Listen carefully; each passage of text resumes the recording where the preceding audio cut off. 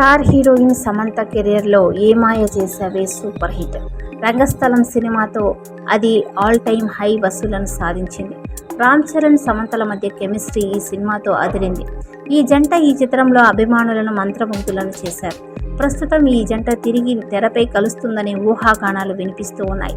ఈ ఊహాగానాల మధ్య రామ్ చరణ్తో మరోసారి ఒక పాత్ర పోషించాలని ఆలోచిస్తున్నానని సమంత వెల్లడించింది.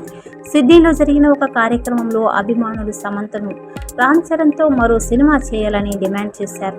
దీంతో సమంత చిరునవ్వుతో నేను కాల్ చేస్తాను అని చెప్పింది.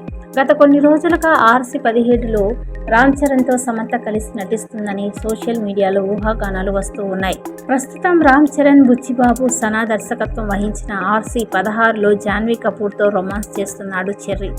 RC-16 పూర్తయిన తరువాత సుకుమార్తో చరణ్ RC-17 చిత్రానికి దర్శకత్వం వహిస్తారు.